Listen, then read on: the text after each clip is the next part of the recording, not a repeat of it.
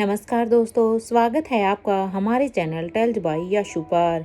यहाँ पर आपको मिलेंगी रोचक और सस्पेंसफुल कहानियाँ। अगर आपको यहाँ पर हमारी कहानियाँ पसंद आती हैं तो कृपया करके आप हमारी वीडियोस को लाइक करें, इसको अपने दोस्तों को साथ शेयर करें और साथ के साथ अपना कमेंट करना ना भूलें। अगर आप इस चैनल पर नए हैं तो कृपया करके इसे सब्सक्राइब भी करें। आपका ज़्यादा समय न लेते हुए चलो आज की कहानी को शुरू करते हैं। पिछले एपिसोड में हमने सुना था कि रोहित और अनिका दोनों ही बच्चों के रूम में जाने के लिए निकल जाते हैं। कुछ ही देर के बाद वो दोनों बच्चों के रूम के बाहर आ जाते हैं और फिर वो बच्चों के रूम के बाहर पहुंचने के बाद वो अब उनके दरवाजे को नॉक करते हैं। कुछ ही देर के बाद जब रिया ने दौड़कर दरवाजे को खोला तो वो सामने अपने मॉम और डैड को देखकर एकदम खुश हो जाती है, क्योंकि उसने एक्सपेक्ट भी नहीं किया था कि इस समय उसके मॉम और डैड उसके दरवाजे के बाहर होंगे। इसलिए ये खुशी उसके चेहरे पर साफ साफ देखी जा सकती थी। और फिर वो दोनों ही अब एक साथ अब उन दोनों को हक करते हुए कहती है, I am so happy mom और डैड, कितने वक्त के बाद आप दोनों हमारे रूम में आए हैं। रोहित और अनिका दोनों ही अच्छी तरह से जानते थे कि रिया बातों को कितना बढ़ा चढ़ाकर बोलती थी, इसलिए वो भी बस एक स्माइल कर देते हैं। अनिका और रोहित दोनों ही अब अपने बच्चों के रूम में उनके साथ टाइम स्पेंड कर रहे थे, जहां पर अब अनिका रिया के साथ ऑनलाइन गेम खेल रही थी। क्योंकि रिया को गेम खेलना बहुत ही पसंद था, इसलिए अब अनिका रिया को ज्वाइन करती है। अब रिया और अनिका दोनों ही स्क्रीन पर एक ऑनलाइन गेम खेलने लग जाते हैं। तो वहीं दूसरी तरफ क्योंकि रोहित चेस में बहुत ही माहिर था और रोहित की वजह से ही आर्यन और अलेक्जेंडर उन दोनों को भी चेस खेलना बहुत ही पसंद था। इसलिए क्योंकि अनिका और रोहित ने आज बच्चों के साथ टाइम स्पेंड करने की सोची थी, तो इसलिए अब रोहित भी आर्यन और अलेक्जेंडर के साथ अब चेस गेम खेलने के लिए लग जाता है। जहां एक तरफ रिया और अनिका दोनों खेल रही थी, वहीं रोहित अपने दोनों ही बेटों के साथ खेल रहा था। हालांकि ऐसा नहीं था कि आर्यन और अलेक्जेंडर को चेस इतनी अच्छी तरह से नहीं आता था, लेकिन रोहित का तो कोई भी जवाब नहीं था। आर्यन और अलेक्जेंडर जब भी करण गुलेरिया के साथ कोई भी चेस गेम खेलते थे तो उनकी वो पारी खत्म ही नहीं हो पाती थी, क्योंकि एक तरफ जहां पर आर्यन और अलेक्जेंडर उस चेस को खेलने में माहिर थे, तो वहीं करण गुलेरिया भी उन्हें टक्कर देते थे। उनका मुकाबला बराबर का रहता था, लेकिन क्योंकि रोहित मारवा के सामने तो कोई भी नहीं टिक पाता है। रोहित मारवा अपने चेस के गेम में इतने माहिर हैं, इसलिए अब यहाँ पर रोहित अपने दोनों ही बेटों को उस चेस के गेम में हरा देता है, जिससे अब दोनों ही लड़कों के मुंह पर हार साफ साफ दिखाई दे रही थी। दोनों के ही मुंह मुरझाए हुए थे, जो रोहित साफ साफ देख पा रहा था। रोहित ने जब अपने दोनों ही बेटों के मुंह पर उनकी हार देखी, तब अब रोहित दोनों को ही देख के कहता है, क्या हुआ आर्यन, क्या हुआ अलेक्जेंडर, तुम दोनों ने ऐसा फेस क्यों बनाया है? सिर्फ इसलिए क्योंकि तुम दोनों हार गए? अपने डैड की ये बात सुनकर अब दोनों ही ना में अपना सिर हिला देते हैं, क्योंकि वो दोनों अपने डैड से सच में ही डरते थे। क्योंकि अगर रिया होती तो रिया तो अब तक उसके सामने अपनी सारी ही बातों को बता देती, लेकिन ये दोनों अपने मन की बातें हमेशा से ही अपने डैड के सामने बताने से हिचकिचाते थे। अगर यहाँ पर आज रोहित की जगह अनिका उनके साथ खेल रही होती तो वो तो अब तक अनिका को सब कुछ बता ही चुके होते, लेकिन रोहित के सामने उनकी कहने की हिम्मत नहीं होती। अपने दोनों ही बेटों को ऐसे झूठे नामे सिर हिलाता हुआ देखकर अब रोहित को अंदर ही अंदर हंसी भी आ रही थी, लेकिन वो अच्छी तरह से समझ रहा था कि उसके दोनों ही बेटे झूठ बोल रहे हैं। क्योंकि रोहित ने उन्हें हराया था तो शायद उन्हें इस बात का बुरा लग रहा है, जिसे रोहित ने उसके उन दोनों के चेहरे पर ही पढ़ लिया था। इसलिए ऐसा नहीं था कि रोहित अपने दोनों ही बेटों को प्यार नहीं करता था या वो उन्हें हराना ही चाहता था, लेकिन रोहित यहाँ पर अपने दोनों ही बच्चों को उनकी लाइफ की एक सीख देना चाहता था। इसलिए जब रोहित ने उनके दोनों के चेहरे को ही ऐसे देखा, तब अब रोहित आर्यन और अलेक्जेंडर से कहता है, मेरी एक बात हमेशा से ही याद रखना, हार और जीत कुछ भी नहीं होती है, क्योंकि किसी भी गेम के दो ही पहलू होते हैं, या तो उस गेम में हार होएगी या तो फिर जीत होएगी। तुम अपना पूरा 100% दे सकते हो किसी भी गेम के लिए, और वही तुम्हें करना चाहिए। जैसे तुमने यहाँ पर मुझे हराने के लिए भी तुमने अपना 100% दिया है, क्योंकि हमारी लाइफ बस यहीं पर ही खत्म नहीं होती। जिस तरह इस गेम में ही हार और जीत चलती रहती है, वैसे लाइफ में भी चलती रहती है। और बेटा, जरूरी नहीं है कि तुम अपनी लाइफ के हर एक मोड़ पर ही तुम जीत हासिल करो, क्योंकि कभी तो तुम्हें अपनी टक्कर का कोई ऐसा मिल जाता है कि तुम्हें उसके साथ अपने दिमाग के साथ अपने शरीर के साथ दोनों ही तरह से उसके साथ लड़ना पड़ता है। जहाँ पर तुम्हारे शरीर की ताकत काम नहीं आती तो वहाँ पे तुम्हें अपनी दिमागी ताकत से उससे लड़ाई लड़नी होती है।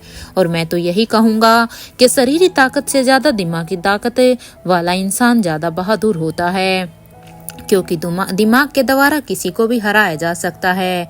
वैसे I am proud of both of you, क्योंकि मुझे अपने दोनों ही बेटों पर बहुत ही गर्व है, क्योंकि तुम लोगों ने एटलीस्ट मुझे टक्कर देने के बारे में तो सोचा। और ऐसा नहीं है, अगर मैं चाहता तो तुम दोनों को अपने सामने जिता भी सकता था, लेकिन मैं ऐसा बिल्कुल भी नहीं करना चाहता था कि मेरे दोनों ही बेटों को यहाँ पर ये महसूस हो कि उन्होंने अपने डैड को हरा दिया। मैं उस दिन का वेट करूंगा जिस दिन तुम सच में अपनी काबिलियत से मुझे हराओगे, और उस दिन सच में मुझे बहुत ही ज्यादा खुशी होगी तुम दोनों के हाथों से हारने में। आर्यन और अलेक्जेंडर अपने पापा की बातें अच्छी तरह से समझ रहे थे कि उसके पापा उन्हें क्या समझाना चाहते थे। उसके पापा उन्हें एक गेम के जरिए उन्हें उनकी लाइफ की सीख सिखाना चाहते थे, जो वे दोनों भी अच्छी तरह से समझ पा रहे थे। इसलिए वो अब अपने डैड की आंखों में आंखें डालते हैं और अब कहते हैं, थैंक यू पापा, लेकिन ऐसा कुछ भी नहीं है कि हम आपसे हार कर और हम परेशान हैं। हमें तो बहुत ही अच्छा लगता है आपके साथ चेस खेलना, क्योंकि जब तक हम आपके साथ चेस नहीं खेलेंगे तो वो दिन कैसे आएगा जिस दिन हम आपको हराएंगे। इसलिए बी रेडी डैडी, एक दिन तो है वो जरूर ही आएगा जब हम आपको इस चेस के गेम में हराएंगे, और वो सब हम आपसे ही सीखेंगे। अपने बेटों का इतना कॉन्फिडेंस देखकर और इतनी रिस्पेक्ट देखकर अब रोहित भी उन्हें अपने दोनों ही हाथों को फैला देता है उन दोनों को हक करने के लिए। अपने डैडी को ऐसे करता हुआ देखकर अब आर्यन और अलेक्जेंडर दोनों ही अब अपनी सीट से उठते हैं और अब वो जाकर अब रोहित को हक करते हैं। रोहित भी अब अपने दोनों ही बच्चों को गले से लगाते हुए कहता है कि मैं भी उस दिन का वेट करूंगा। एक तरफ जहां पर रोहित और अनिका अपने बच्चों के साथ टाइम स्पेंड कर रहे थे, तो वहीं दूसरी तरफ इधर राजीव के पैलेस में शीला के दिमाग में अभी कुछ और ही चल रहा था। शीला यहाँ पर पता नहीं क्या से क्या प्लानिंग किए जा रही थी। शीला आज पूरी तरह से रेडी हो चुकी थी। शीला अब वो रेडी होकर शायद आज कहीं जाने की तैयारी में थी। आज शीला ने एक ओवरकोट पहना हुआ था, जिसके साथ उसने अपने सिर पर एक कैप भी डाला हुआ था, और उसने कैप के साथ साथ अब अपने चेहरे पर एक मास्क भी लगाया हुआ था, ताकि उसे कोई भी पहचान ना सके। उसने अपने आप को पूरी तरह से उस कैप और मास्क के साथ कवर किया हुआ था। अब पूरी तरह से तैयार होने के बाद अब वो जल्दी से अब अपने पैलेस से बाहर निकल जाती है, क्योंकि आज शीला बहुत ही हड़बड़ी में नजर आ रही थी। अपने पैलेस से जल्दी से निकल जाने के बाद अब वो जल्दी से अपनी गाड़ी में जाकर बैठ जाती है, और अब वो आज वो अपनी गाड़ी को खुद ही ड्राइव कर रही थी। अपनी गाड़ी को चलाने लगती है, और कुछ ही देर में जब वो अपनी पेरिस की सड़कों पर अपनी गाड़ी को दौड़ाती है, तो कुछ ही देर के सफर के बाद अब शीला एक लोकेशन पर पहुंच जाती है। वहां पर पहुंचने के बाद शीला अब अपनी एक दूरबीन को निकालती है, जिसे वो अपने साथ ही लेकर आई थी, क्योंकि दूरबीन से वो कुछ देखना चाहती थी। वहां पर उस लोकेशन पर पहुंचने के बाद अब वो अपनी दूरबीन को बाहर निकालती है, और फिर वो उस दूरबीन से देखने लगती है। जब शीला उस दूरबीन से देखती है तो उसे सामने अक्षय वर्मा की आर्मी वहां पर साफ साफ दिखाई दे रही थी, जो कि जंग के लिए तैयारी हो रही थी।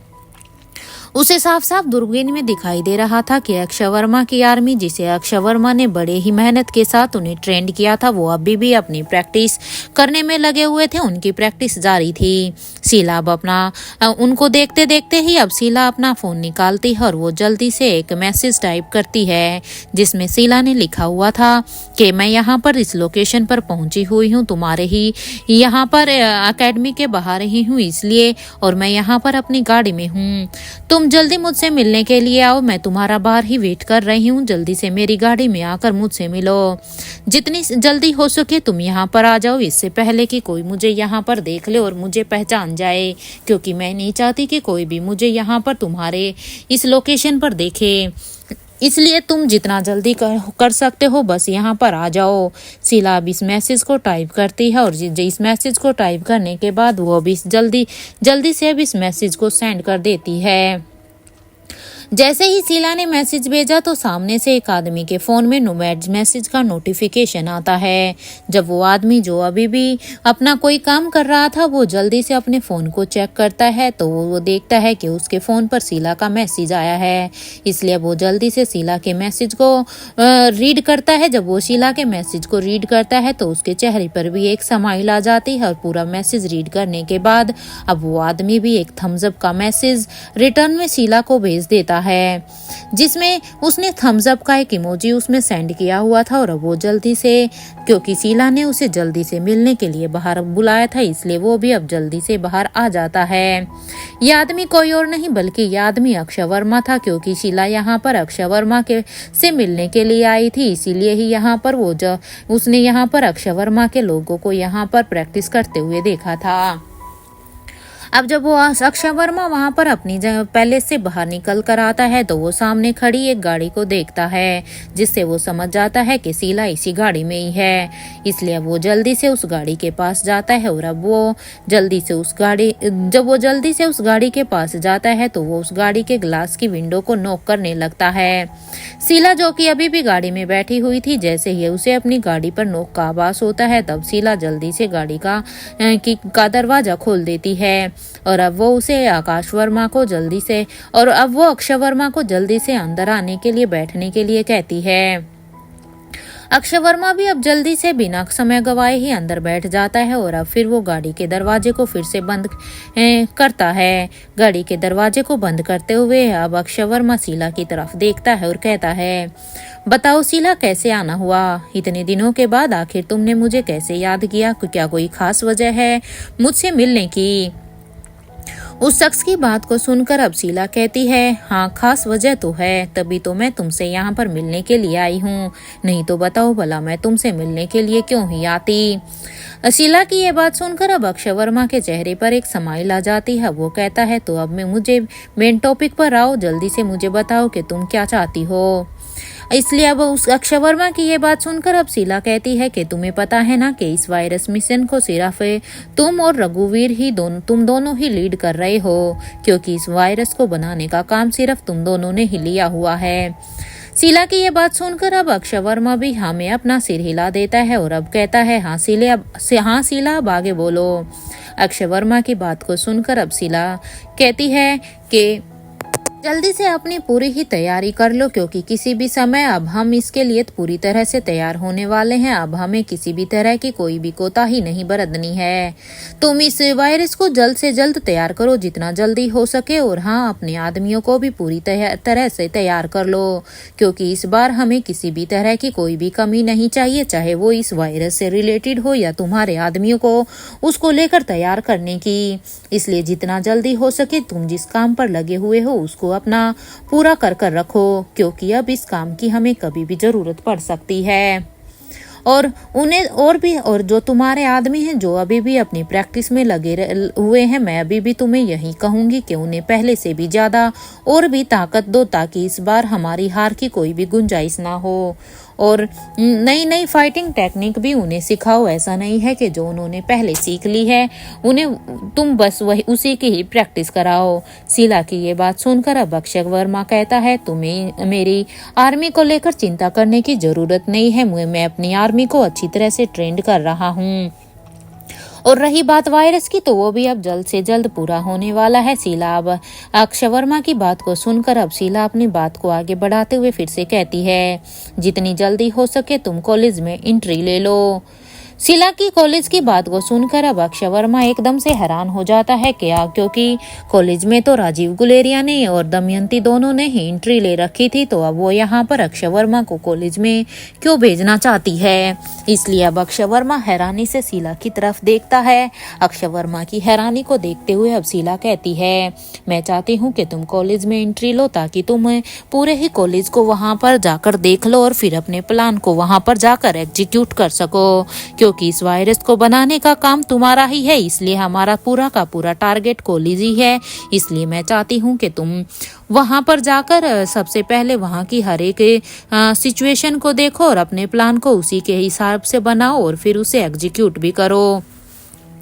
शीला की यह बात सुनकर अब वो यहाँ पर अक्षय वर्मा भी हाँ में अपना सिर हिलाता है और अब फिर वो उसे एक चेतावनी देते हुए शीला फिर से कहती है, और हाँ अक्षय ध्यान रखना कि जो गलती हमारे से दिल्ली और कर्नाटक के आयरलैंड पर हुई थी वो भी यहाँ पर दोबारा से रिपीट नहीं होनी चाहिए, क्योंकि इस बार हम किसी भी तरह का कोई भी चांस नहीं ले सकते हैं। इस बार हमारे लिए करो या मरो की सिचुएशन होने वाली है। अब शीला की ये बात सुनकर अब अक्षय वर्मा भी कहता है, हाँ शीला मैं अच्छी तरह से जानता हूँ, इस बार मैंने अपनी आर्मी को उससे भी ज्यादा अच्छी तरह से ट्रेन किया हुआ है, क्योंकि कर्नाटक और दिल्ली में हमारे से जो गलती हुई थी मैं भी खुद नहीं चाहता वो गलती दोबारा से हो, क्योंकि हमें भी अपनी जान प्यारी है। अब अक्षय वर्मा की ये बात सुनते हुए अब शीला फिर से उसे एक चेतावनी देती है और कहती है, एक बात और, हम सब बस तुम्हारी मदद कर सकते हैं, लेकिन हम इस मिशन में तुम्हारा साथ नहीं देने वाले हैं, वो तो तुम्हें अकेले ही इस मिशन को करना होगा। ये कहते हुए ही अब शीला अब एक पल के लिए चुप हो जाती है। शीला की ये बात सुनकर अब अक्षय वर्मा हैरानी से उसे देखने लगता है, क्योंकि अक्षय वर्मा तो अभी तक यही सोच रहा था कि ये मिशन इन सब का है, लेकिन अब शीला अपने आप को और बाकी सबको इस मिशन से पीछे क्यों खींच रही थी। शीला की ये बात अब अक्षय वर्मा को कुछ समझ में नहीं आई, इसलिए हैरानी उसके चेहरे पर साफ साफ देखी जा सकती थी, इसलिए शीला ने अब उसके चेहरे की हैरानी को अच्छे से पढ़ लिया था।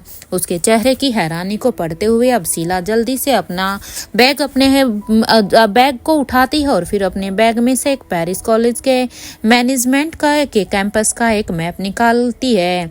अब वो उस मैप को निकालने के बाद अब वो उसे अक्षय वर्मा को देते हुए कहती है, इस मैप को तुम अच्छे से देख लो, अच्छे से रीड कर लो, समझने की कोशिश करो, और हाँ कल से तुम जल्दी कॉलेज में जाना स्टार्ट कर देना। कल से तुम्हें राकेश दीक्षित बनकर ही कॉलेज में एंट्री लेनी है। शीला की ये बात सुनकर अब अक्षय वर्मा फिर से कहता है, क्या राजीव गुलेरिया अब कॉलेज में नहीं रहेंगे क्या? क्योंकि राकेश दीक्षित के नाम से तो वहाँ पर राजीव गुलेरिया ने एंट्री की है ना, तो वहाँ पर मैं कैसे जा सकता हूँ? अक्षय वर्मा की ये बात सुनकर अब शीला कहती है, तुम दोनों अब मिलकर संभालो इस मिशन को, अगर कोई भी गड़बड़ हुई तो हम सब तो तुम्हारे पीछे हैं ही। राजीव तो वहाँ पर है ही, इसके साथ साथ तुम भी वहाँ पर कॉलेज में एंट्री लो जाकर। ये कहते हुए ही अब शीला अपने बैग से जल्दी से एक फेस मास्क निकालती है, क्योंकि शीला आज यहाँ पर आने से पहले पूरी ही तरह से अपनी सारी ही तैयारियों को कर वहाँ से निकली थी, इसलिए अब वो उसे पहले से ही एक फेस मास्क निकाल कर देती है, जिसे उसने पहले से ही तैयार कराया हुआ था, और फिर अब वो उसे अक्षय वर्मा को देते हुए कहती है कि कल लेट मत होना और इस मास्क को पहनना मत भूलना, क्योंकि इस मास्क के द्वारा ही तुम वहां पर एंट्री कर सकते हो। क्योंकि शायद ये वही मास्क था जो यहाँ पर राजीव गुलेरिया भी ऐसे ही फेस के मास्क को लगाकर एंट्री की थी, क्योंकि अक्षय वर्मा भी इसी आईडी के ऊपर ही अब कॉलेज में एंट्री करना चाहते थे। शीला की ये बात सुनकर अब अक्षय वर्मा भी हाँ में अपना सिर हिला देता है, और अब इतना करने के बाद अब अक्षय वर्मा कहता है, लेकिन शीला मुझे तुम्हारी एक बात सब समझ नहीं आई, जब ये मिशन हम सब का है तो तुम ये सब क्यों कह रही हो कि इस मिशन को बस हम दोनों ही एग्जीक्यूट करेंगे, क्योंकि तुम सब क्यों नहीं होगे उसमें? अक्षय की यह बात सुनकर अब शीला कहती है, वो तुम्हें अपने आप पता चल जाएगा, हम लोग तुम्हारे से दूर नहीं है, लेकिन अभी के लिए तुम्हें ही इस मिशन को करना होगा, क्योंकि इस मिशन के बारे में तुम ही ज्यादा जानते हो, क्योंकि उस वायरस के बारे में और अपनी आर्मी के बारे में वो हमसे ज्यादा तुम अच्छी तरह से समझ सकते हो, इसलिए इस बार ये मिशन तुम ही करोगे, और इसीलिए मैंने तुम्हें ये सब कहा है। शीला की बातें अब अक्षय वर्मा को अच्छी तरह से समझ आ गई थी। अब ये सब बातें होने के बाद अब अक्षय वर्मा भी अब गाड़ी से बाहर निकलकर अब जल्दी से अपने घर की तरफ जाने लगता है, इससे पहले कि कोई उन दोनों को यहाँ पर एक साथ गाड़ी में देख ले। तो वहीं दूसरी तरफ शीला अब अपनी गाड़ी से ही अब दूसरी तरफ शीला अपनी गाड़ी को पेरिस के कॉलेज मैनेजमेंट कैंपस की तरफ अब वहां से घुमा लेती है, क्योंकि शीला का यहाँ पर अब अक्षय वर्मा के साथ काम हो गया था, जिसको करने के लिए वो यहाँ पर इतनी तैयार होकर आई थी। अब अपनी गाड़ी को कॉलेज की तरफ घुमाने के बाद अब वो बड़ी रानी के भाई को अब अपना फोन लगाने लगती है। कुछ ही रिंग के बाद जब सामने से बड़ी रानी के भाई की आवाज आई, हेलो। तभी हेलो की आवाज को सुनकर अब शीला ने कहा, जितनी जल्दी हो सके उस कैंपस के अपार्टमेंट में पहुंचो। शीला की ये बात सुनकर अब बड़ी रानी का भाई कहता है कि ठीक है मैं वहीं पर पहुंच रहा हूं, लेकिन क्या तुम बता सकती हो कि इतनी हड़बड़ी में क्यों हो। बड़ी रानी के भाई की ये बात सुनकर अब कहते हैं तुम यहाँ पर सवाल जवाब ही करते रहोगे या जो मैंने तुम्हें बोला है तुम वो भी करोगे। जो भी बात है मैं तुम्हें वहीं पर आकर ही बताती हूँ, इससे पहले जो मैंने तुम्हें बोला है बस उसे ही करो, ज्यादा सवाल जवाब अभी फोन पर मत करो।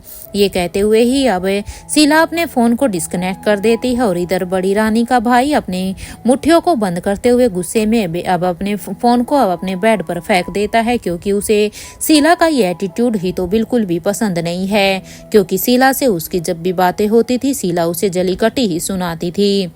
बड़ी रानी के भाई की ये बात सुनकर अब शीला अब दोबारा से अपने फोन को उठाती है और अब इस बार वो अपने फोन से राजीव गुलेरिया को फोन लगाती है। एक बार राजीव गुलेरिया को कॉल करने के बाद क्यों दूसरे उधर से राजीव गुलेरिया फोन को पिक नहीं कर पाते, तब शीला के चेहरे पर गुस्सा साफ साफ दिखाई दे रहा था। अब शीला अपने मन में ही बड़बड़ाते हुए सोचती है ये राजीव को पता नहीं क्या हो गया है, वो इस फोन को उठा क्यों नहीं रहा है, कहाँ मर गया है ऐसा। ये सोचते हुए वो दोबारा से फिर से राजीव गुलेरिया को फोन लगाती है।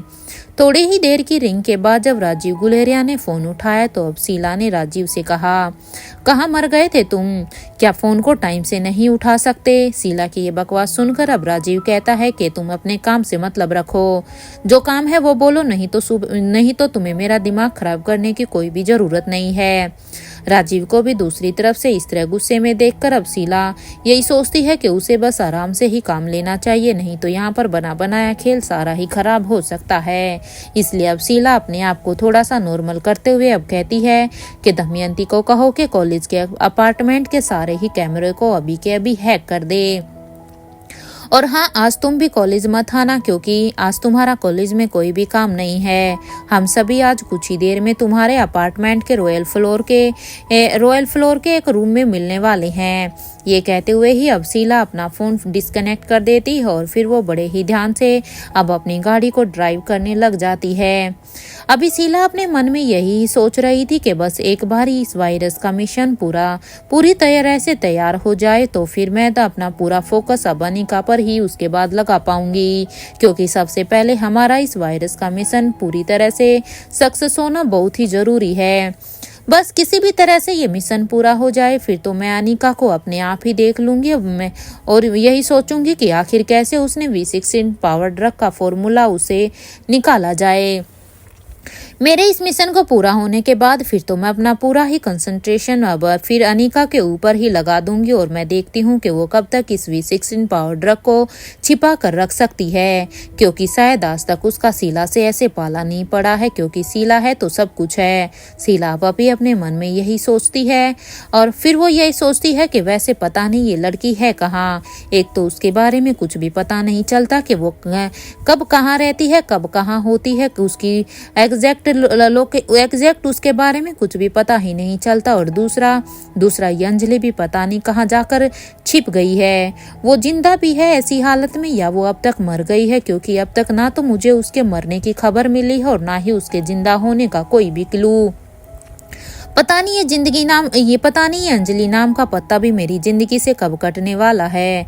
जहां एक तरफ शीला अपने ही दिमाग में ये सारा ही कैलकुलेशन लगा रही थी, ये सारी ही बातों को सोच रही थी, तो वहीं दूसरी तरफ अभी स्वाति मल्होत्रा भी अपनी गुफा में बैठकर अब तक उस पेपर के मैसेज को पूरी तरह से डिकोड कर चुकी थी, क्योंकि स्वाति मल्होत्रा ने एक लेजर लाइट के द्वारा अब उस पेपर को पूरी तरह से ही डिकोड कर लिया था। स्वाति ने अब उस पेपर को पूरी तरह से डिकोड करने के बाद अब वो उसे बड़े ही ध्यान से अब उसे फोल्ड कर देती है और उसके साथ अब अपना लेजर लाइट वाला पेन भी उसी पेपर में लगा देती है।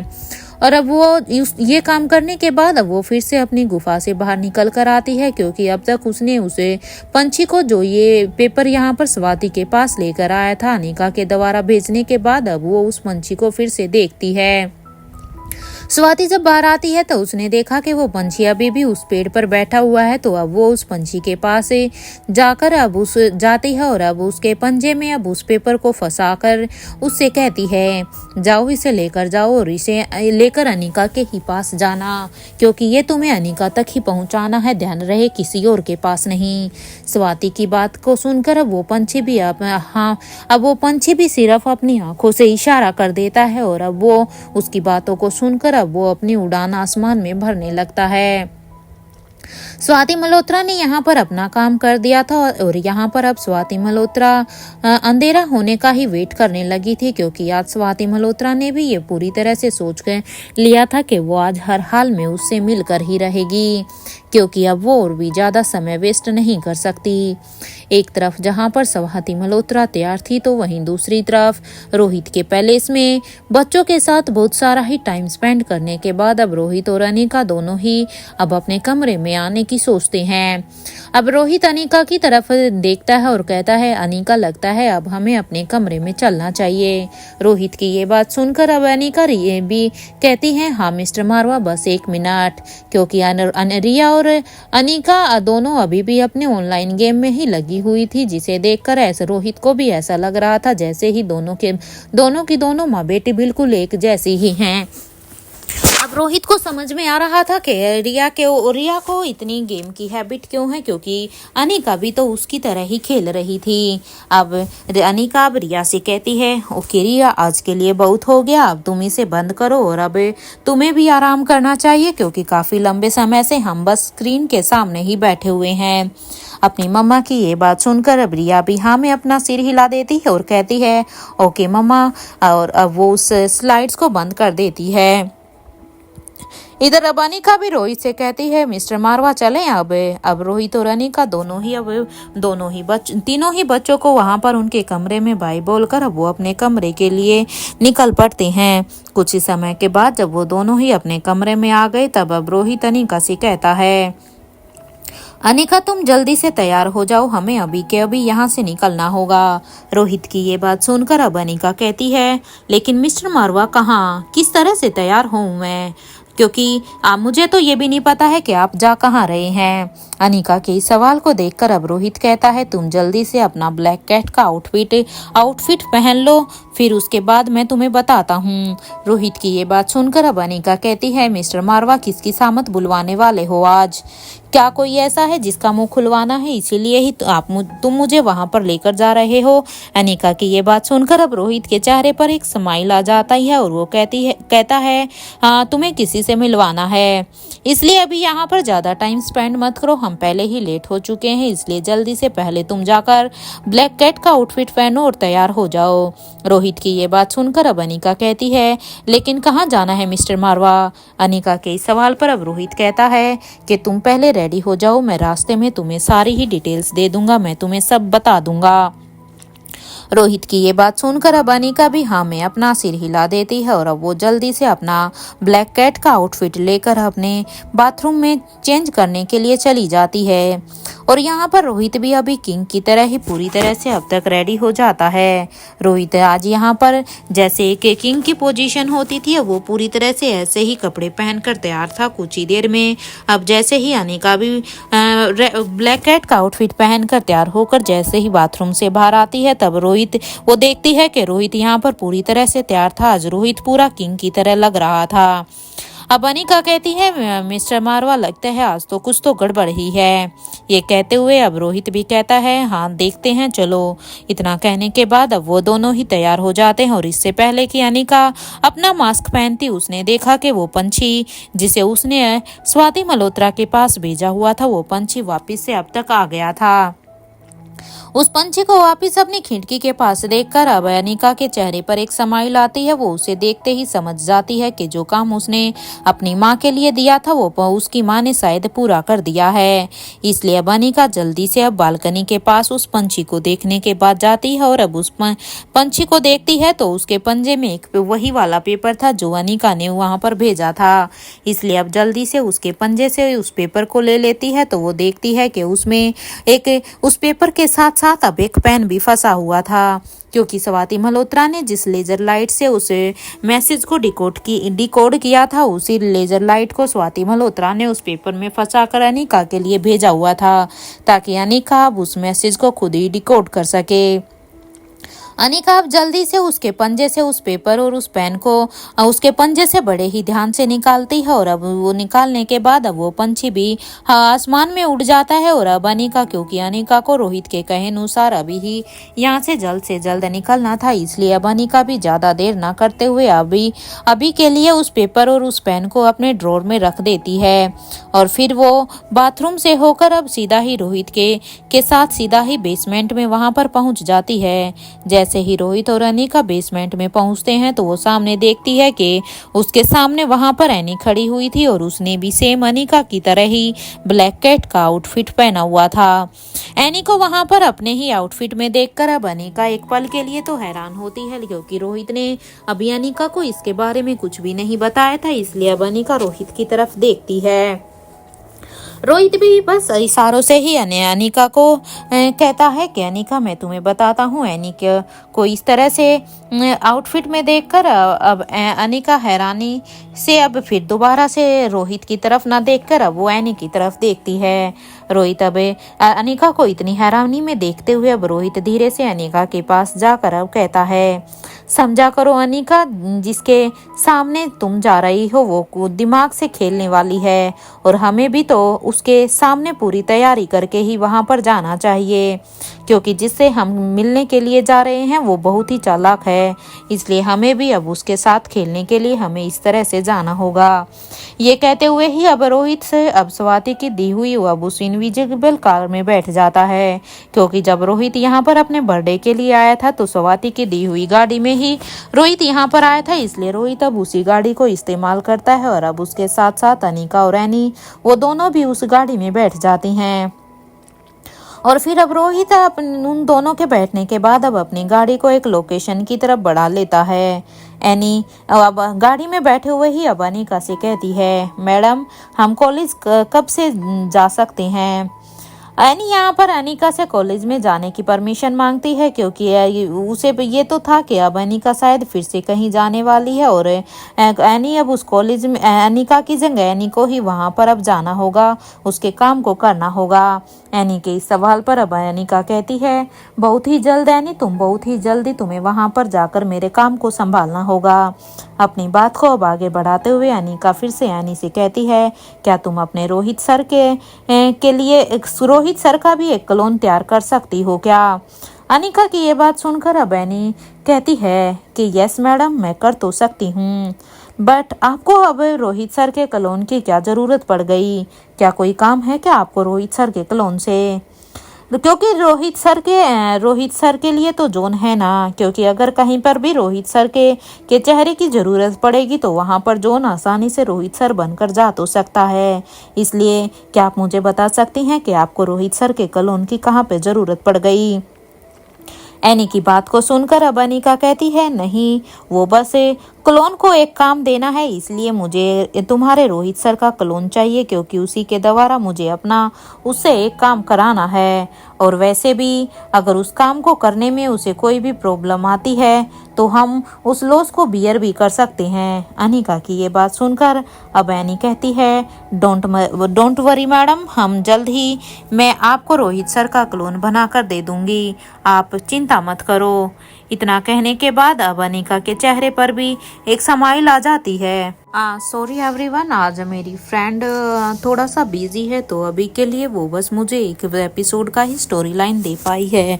अगर आज उसके पास टाइम होगा तो डेफिनेटली वो इवनिंग तक मुझे और भेज देगी, और मैं शायद इवनिंग या रात तक से दूसरे एपिसोड को भी डालने की कोशिश करूंगी। आई थिंक आप मेरी और उसकी सिचुएशन को समझेंगे। Thank you.